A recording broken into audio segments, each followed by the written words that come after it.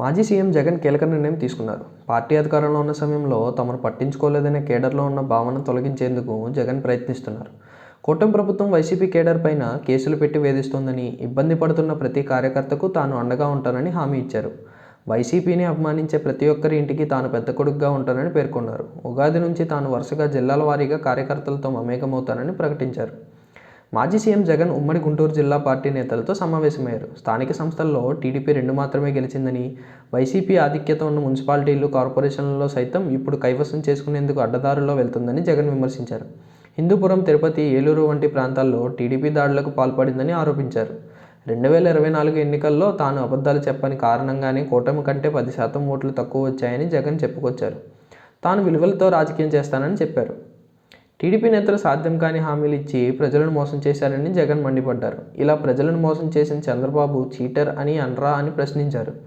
YCP హయాంలో 2 ఏళ్లు corona ఉన్నా చెప్పిన ప్రతి మాట అమలు చేశామని, డీబీటీ ద్వారా లబ్ధిదారుల ఖాతాల్లో నిధులు జమ చేశామని వివరించారు. ఎప్పుడూ లేని విధంగా ప్రస్తుత ప్రభుత్వం పైన పూర్తి స్థాయిలో వ్యతిరేకం కనిపిస్తోందన్నారు. బెల్ట్ షాపులు, ఇసుక అక్రమాలు, పేకాట క్లబ్బులు మొదలయ్యాయని వివరించారు. రాష్ట్రంలో శాంతి భద్రతలు పూర్తిగా అదుపు తప్పాయని వ్యాఖ్యానించారు. వైసీపీ కార్యకర్తలు, మద్దతుదారులపైన కేసులు పెట్టి వేధిస్తున్నారని, అలా చట్టవిరుద్ధంగా వ్యవహరించని ఏ ఒక్కరిని వదిలేది లేదని హెచ్చరించారు. సోషల్ మీడియాలో పోస్టులు పెడితే కేసులు నమోదు చేస్తున్నారని ఫైర్ అయ్యారు. జగన్ అన్న 2.0లో పూర్తిగా కార్యకర్తలకు మద్దతుగా ఉండే జగన్ను చూస్తారని హామీ ఇచ్చారు.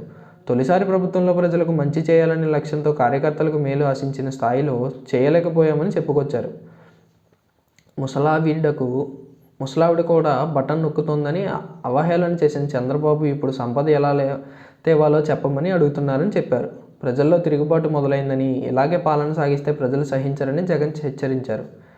మరోవైపు పద్మవిభూషణ్ పురస్కారాన్ని అందుకున్న చిరంజీవి, తెలుగు సినిమా చరిత్రలో తనకంటూ ఒక స్థానాన్ని సంపాదించుకున్న చిరంజీవి తాజాగా వారసత్వంపై చేసిన వ్యాఖ్యలు తెలుగు రాష్ట్రాల్లోనే కాదు దేశవ్యాప్తంగా దుమారం రేపాయి.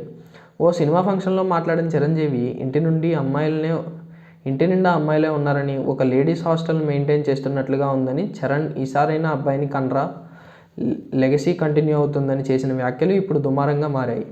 తాజాగా చిరంజీవి చేసిన వ్యాఖ్యలపై వైసీపీ అధికార ప్రతినిధి యాంకర్ శ్యామల తనదైన శైలిలో స్పందించారు. కేవలం కొడుకుని వారసుడు అనడం సబబు కాదని ఆమె అభిప్రాయం వ్యక్తం చేశారు. వారసురాలిగా కూతురును కూడా పరిగణలోకి తీసుకోవాలని యాంకర్ శ్యామల తెలిపారు. చిరంజీవి ఏ ఉద్దేశంతో ఆ వ్యాఖ్యలు చేశారో తనకు అర్థం కాలేదని, వారసుడు అంటే కొడుకే అవుతాడా, కూతురు అవదా అంటూ ఆమె ప్రశ్నించారు.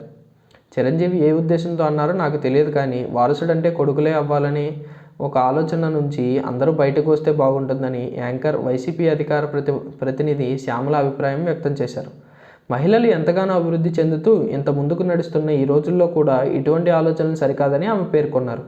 ఇక చిరంజీవి గారి ఇంట్లో వాళ్ళ కోడలు ఉపాసనను చూస్తే ఆమె ఒక డైనమిక్ లేడీ అని, డైనమిక్ ఉమెన్గా ఓ సంస్థని ఎంత చక్కగా నడిపిస్తున్నారో తెలిసిందేనని పేర్కొన్నారు. ఉపాసన వాళ్ళ అమ్మ కానీ, వాళ్ళ సోదరీమణులు కానీ ఎంత ఎదిగారో ప్రతి ఒక్కరికి తెలిసిన విషయమే అని యాంకర్ శ్యామల అభిప్రాయం వ్యక్తం చేశారు.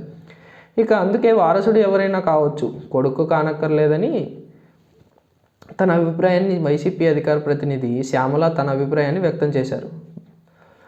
జెండర్ ఈక్వాలిటీని పెద్ద ఎత్తున ప్రతి ఒక్కరూ ప్రచారం చేస్తున్న తరుణంలో, లింగ సమానత్వం కోసం కృషి చేస్తున్న సమయంలో పద్మవిభూషణ్ అవార్డు గ్రహీత చిరంజీవి లక్షల మందిని ప్రభావితం చేయగల స్టార్ హీరో ఆడపిల్లలను తక్కువ చేసేలా చేసిన వ్యాఖ్యలు పలువురు విమర్శలకు కారణంగా మారాయి.